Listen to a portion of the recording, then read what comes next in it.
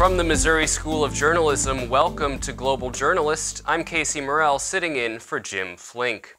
In March 2011, an earthquake and tsunami devastated the eastern coast of Japan.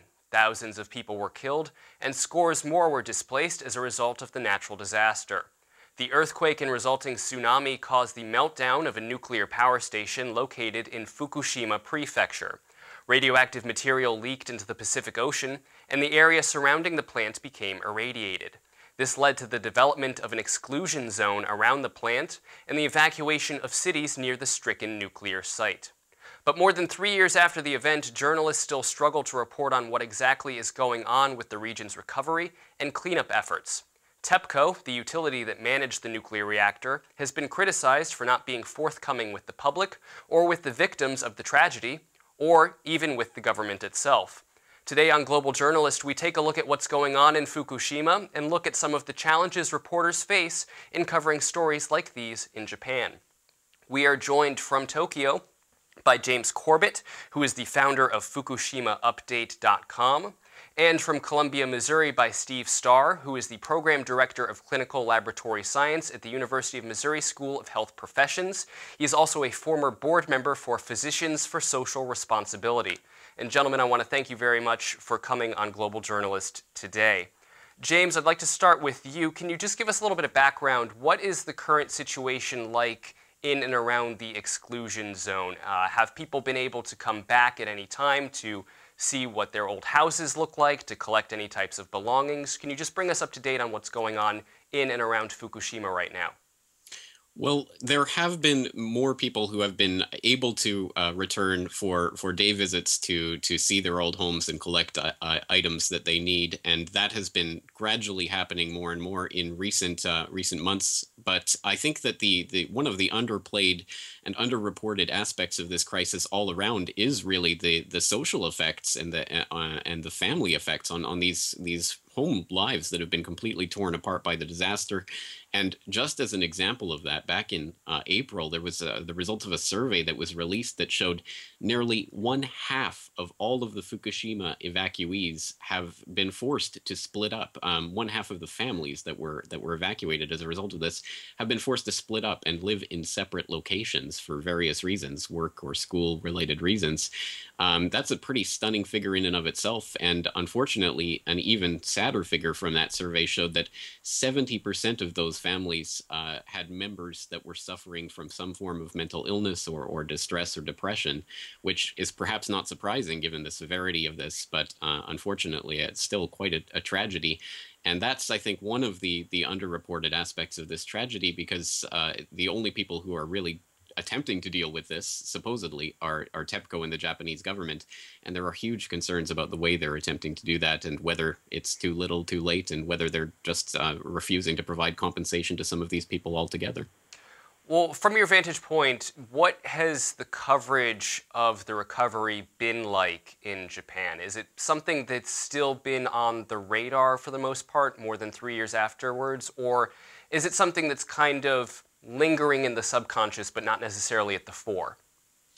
I would say it is still on the radar, but it is certainly further towards the periphery of that radar than it was, obviously, at the time of the disaster and in the immediate wake.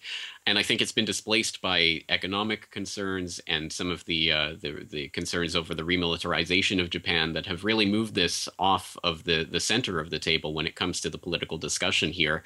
And as a result of that, and also as a result of, I think, the nature of the news cycle itself, we've just seen the story has been covered in all of the ways that it can be covered, and now it seems to be more in an update type of cycle, so that when there is new developments to report, they'll be reported on. But there doesn't seem to be a lot of investigative work going on at this point, especially, of course, from the mainstream media here. Has it been difficult for the media, be it the mainstream media or, I guess as we would say now, untraditional sources of media, social media and those types, to get access either into the exclusion zone or information from TEPCO and the government itself, David? Or excuse me, James? Yes, well, of course, access to the exclusion zone itself and the immediate vicinity of the plant has been restricted and continues to be, and is heavily monitored by the authorities, so that only approved and credentialed journalists can get in with the express permission of TEPCO, and usually on guided tours of the facilities. So I think what we have to conclude is that a lot of the reporting that comes out of those types of officially guided tours is certainly sanitized for the public consumption. And that is one of the key, I think, problems of reporting on this story is the question of access, which is not only related to this particular issue, but also goes to the way that the Japanese journalism profession is structured, with the infamous Kisha clubs, as they're called, which is basically an organization that credentialed and accredited journalists from the mainstream major newspapers and major television outlets have access to, which gives them direct access to the government officials.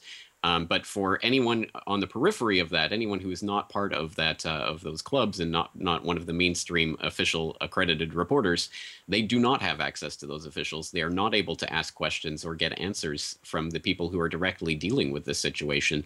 So that is a definite a roadblock to would-be journalists from the periphery that would like to try to cover this.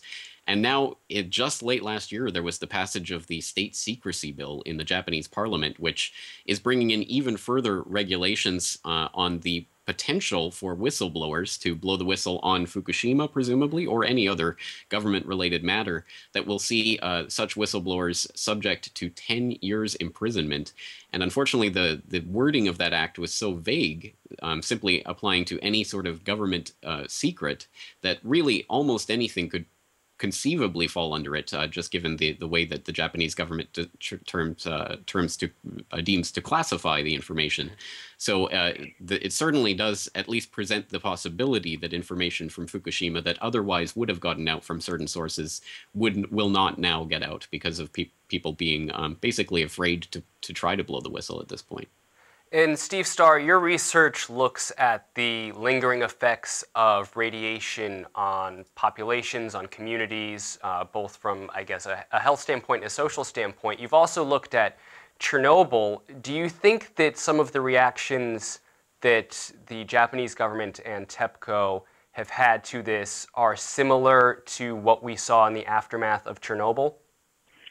Oh, yes. I mean, there's a lot of similarities. Response has generally been orchestrated. After Chernobyl, the Soviet authorities made it illegal for physicians to diagnose radiation-related illnesses. I don't think it's quite that degree of control in Japan, but through PSR we do hear that there's a lot of people are discouraged from looking at it and reporting certain things. But I think there's a larger question there would be what happened after the accident. The radiation safety standards in Japan were similar to those in the United States in terms of exposure before the accident. But there was about 11,000 square miles of mainland Japan that were significantly contaminated with long-lived radionuclides, particularly cesium-137, and about 4,500 square miles, or roughly the area of the state of Connecticut, was contaminated enough that, according to their earlier standards, those areas would have had to have been evacuated. So what Japan did was they multiplied times 20 for their standard safety standards. So it made it acceptable to live in all these areas, except, of course, in the radioactive exclusion zone that you mentioned, which is still about a couple hundred square miles. But when you get in an area that's significantly contaminated with cesium-137, which is the predominant radionuclide that's released in these when spent fuel at nuclear power plants is melted down or ruptured, the cesium becomes a gas. It's spread by the wind and it's rained out. There's a patchy deposition. It's never uniform, but these areas that are seriously contaminated, cesium's highly water soluble. It tends to get into the soils and it biomagnifies. It moves up. It concentrates as it moves up to different levels of the food chain. It also contaminates potassium-rich plants like berries and mushrooms, and it gets into the meat and dairy products. So if you subsist on food in these areas, which a lot of Japanese have to raise their own food, they're going to be a lot more at risk. We've seen that in the contaminated areas of Belarus. So there's a lot of implications there in terms of if you live in Japan and you're in areas that are contaminated. This is, of course, has been a big area of dispute in the industry and the IAEA and various physicians groups and scientists. So I want to make it clear that there's an ongoing argument about what exactly is safe. I've mentioned earlier before the show that the U.S. Standards, and they're guidelines more than standards, but our FDA says we set standards that are 12 times higher for the amount of radioactive cesium in our foodstuffs than Japan does. So Japan will have foodstuffs that are too radioactive for their own markets that they will undoubtedly ship to the United States for consumption here. So there's a lot of ramifications in terms of the radioactive contamination that's taking place. You're listening to Global Journalist. I'm Casey Morell. We are looking at recent developments in Fukushima and at some of the challenges reporters face in covering stories like these in Japan. We are joined by James Corbett, the founder of Fukushima Update, and by Steve Starr, who is the Program Director of Clinical Laboratory Science at the University of Missouri School of Health Professions. I want to remind you that you can listen to this and other full episodes of Global Journalist on our website. That's globaljournalist.org. For more Global Journalist content, you can like us on Facebook or follow us on Twitter at globaljourn.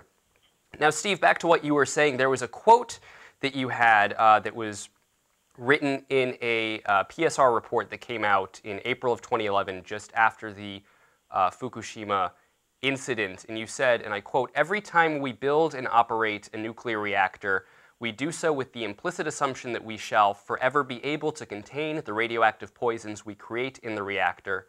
In doing so, we presume that we can predict the future for centuries and millennia to come, that we can isolate and protect nuclear reactors and nuclear waste from every single catastrophe that nature and man can inflict, including earthquakes, tsunamis, volcanic eruptions, asteroids, human error, terrorism, and war. History has already shown us that such assumptions are indeed both foolish and futile." Do you think that putting this power station on the coast of Japan, where it was potentially tsunami prone, was a disaster in the making, that it was something that was just already waiting to happen? Well, yes, the design was very flawed in a lot of ways. They lowered the cliff. It was 115 feet above sea level, and they built the plant about 30 feet above sea level. There was a lot of historical records that showed that tsunamis had hit Japan that were 20 and 30 meters high. They built their seawall about 4.5 meters high to protect against it. They had their diesel generators in the basement. The water intake was at sea level, so everything got wiped out. But, I want to also point out that the U.S. has 22 reactors of the same design as the ones at Fukushima Daiichi, and most of their spent fuel pools have a lot more radioactive waste in them than those in Japan. And just an average spent fuel pool in the U.S. has about roughly about 1 million grams of cesium-137 in the fuel rods. And my research shows, if you look at the exclusion map of the Chernobyl, there's about 1,000 square miles around Chernobyl that are uninhabitable too. And they define that by how much cesium-137 is in the soil. And it takes about a little more than half a gram of cesium-137 to make a square kilometer uninhabitable, or it's about 1.2 grams to make a square mile uninhabitable. And if you consider that there's 1 million grams in U.S. spent fuel pools, and there's 104 commercial reactors, and there's a lot of potential there for, even if there's no accident, if everything works perfectly, we still have to isolate this stuff from the ecosystems and the biosphere for, up to 1 million years. And I still say that there's really no viable design. I'm not sure how they can do that. I think deep underground storage is probably the best bet, but we just seen that the waste isolation pilot plant out in New Mexico was closed because they had plutonium canisters blow up in there, and contaminated radiation reached the surface. So I'm not sure. I don't think we're doing a very good job in planning ahead with this. And James Corbett, do you think the government in Japan is doing enough for cleanup and recovery at this time, or have the people that you've talked to intimated that they feel as though they're confident in the recovery effort so far? Quite the contrary. I would say that, if anything, what this disaster at this moment represents is just a series of compounding errors, disaster upon disaster. And we see that in virtually everything that's applied to the site. And we have to keep in mind that, of course, what is happening at the site right now is not cleanup. They're not actually trying to mitigate the disaster itself. They're just trying to keep the effects of that disaster under control. And in order to do that, of course, they have to keep reactors 1, 2, and 3, the melted down cores of those reactors, constantly cooled by continually pumping in water, which is continually leaking down into the basements and contaminating groundwater flowing through the site, which is a huge and ongoing concern because, of course, there are just giant reservoirs of water that are being created of this contaminated water that they're attempting to store on site. But when they collect that water and put it into storage tanks that they've specially built on site for that purpose, the storage tanks themselves are leaking.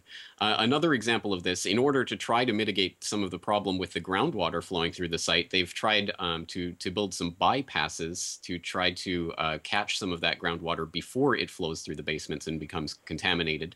But they've just come out in the last week or so, TEPCO has come out to admit that they don't know if this is having any effect at this moment. And they're still waiting to see if this will actually do anything.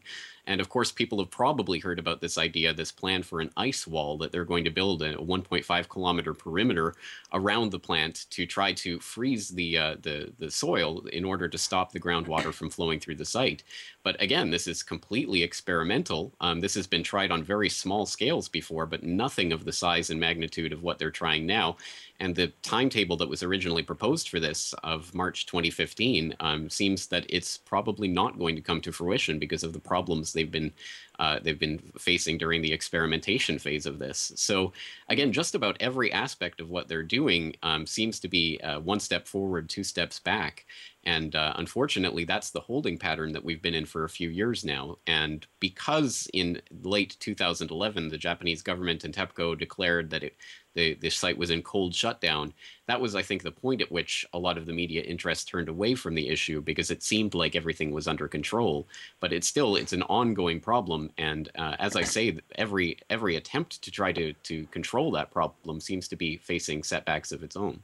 But the interesting thing, James, at least from what I've seen, is that in the immediate aftermath of Fukushima, the government that was in power then, led by the Democratic Party, said, okay, we're done with nuclear power, we're going to start phasing it out. But when they were defeated in the next elections by the Liberal Democratic Party, the mood shifted, and Shinzo Abe's government has now said, hold on, nuclear power is still the best way for Japan to be energy independent.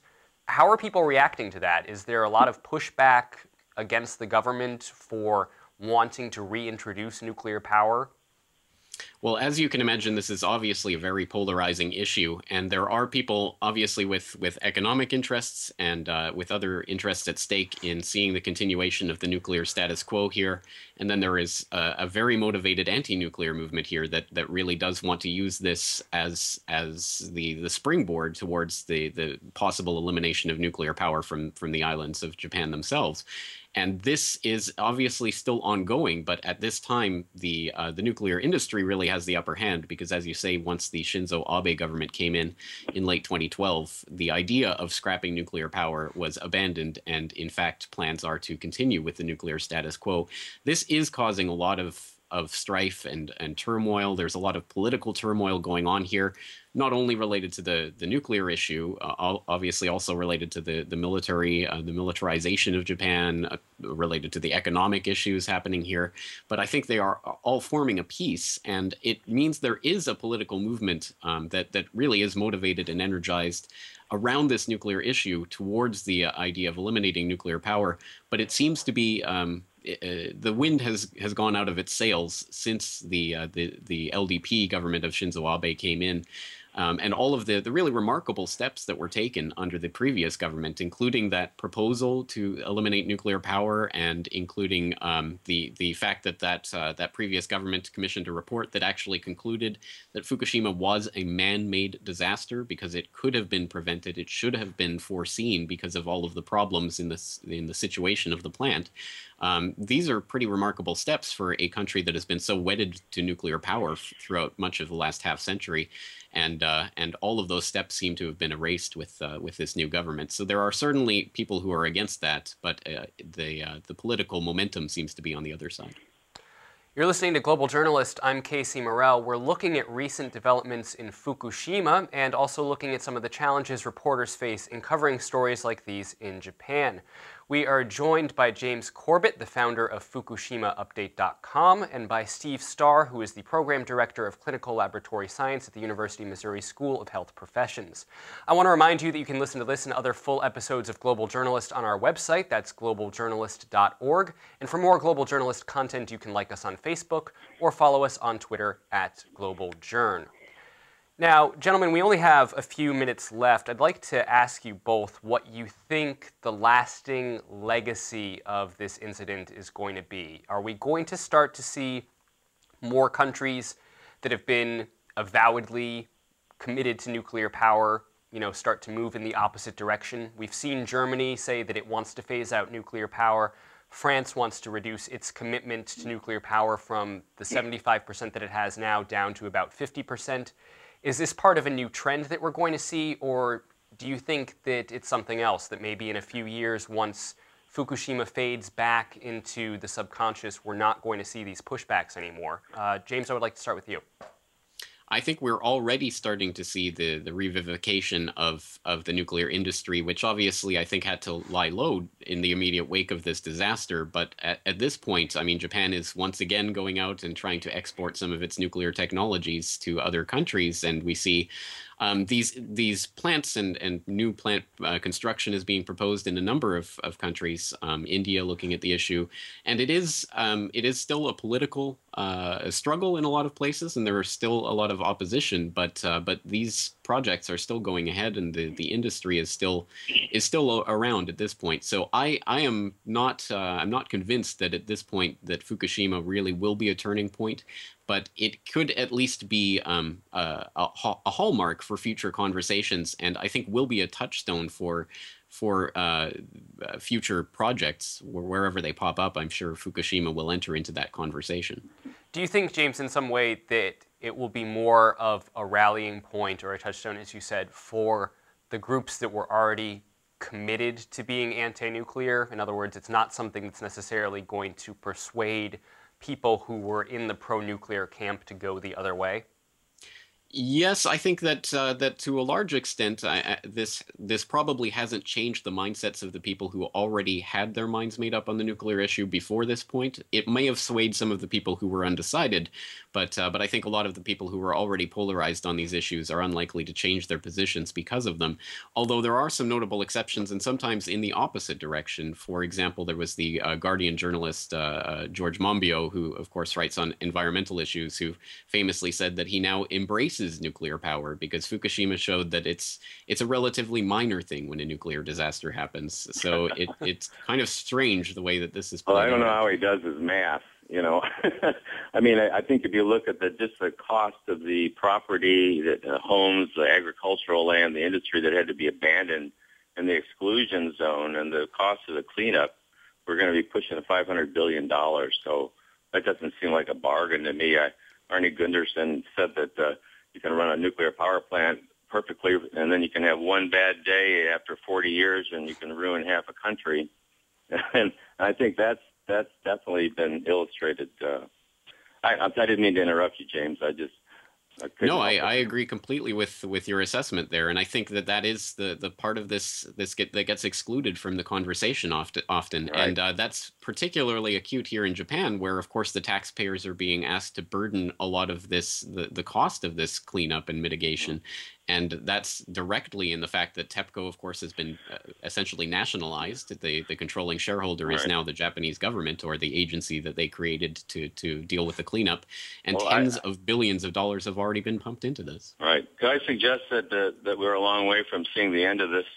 One of the things that's not discussed is the spent fuel pools that are still sitting in blown up reactor buildings, and the tops of these pools are 100 feet above ground, and they've gotten about half the fuel out of spent fuel pool number 4. But if that pool were to collapse, if there was another major earthquake or tsunamis that would strike there, if that pool was breached and the fuel was spilled on the ground, they wouldn't be able to get within a couple hundred yards of it. They'd probably have to abandon the site, and that would lead to further massive radioactive releases.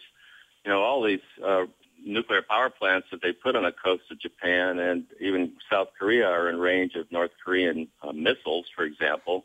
You don't have to have a nuclear weapon. You can drop some conventional warheads on spent fuel pools and make most of these countries uninhabitable. So there's a lot of things that don't get talked about problems with nuclear power plants, but I think we will be hearing about them in the future. So, Steve, in your estimation then, excuse me, nuclear power always a non-starter no matter where it is? Well, I think if you just look at the economics right now, nuclear power is going down the drain because they can build gas-fired plants cheaper, but nobody ever talks about what the real cost of trying to store radioactive fuel for 100,000 to 1 million years. They don't know how to do it. We've got this giant cavern in New Mexico that was, Nevada, that they were going to bury the stuff in, and then they realized it wasn't designed properly, and they choose these areas for political reasons. But how do you isolate anything from the biosphere for 1 million years? And is it worth it so we can keep all the lights on in St. Louis all night long? I mean, I think the trade-off, the volume of radioactive stuff is small, but it's so incredibly toxic that if it gets into the biosphere, it's toxic at the atomic molecular level. And that's why, when you talk about what happens when it gets inside the body, which is what the safety standards like to not address, I think, and don't properly address, those are the kind of problems that, we have a problem that's going to last for 2,000 or 3,000 human generations that we're creating with this waste. That the next 2,000 human generations are going to have to manage this stuff. And I think that's really, what are the costs of that? I think that's really a terrible mistake to just keep making more of the stuff with the assumption that somehow we'll find a way to take care of it. Well, gentlemen, I think we're going to have to leave it at that. It's definitely a topic I think that we could easily spend another half hour to an hour discussing, but unfortunately our time today is up. I'd like to thank both of our guests, James Corbett, who is the founder of FukushimaUpdate.com, and Steve Starr, who is the Program Director of Clinical Laboratory Science at the University of Missouri School of Health Professions, who is also a former board member for Physicians for Social Responsibility.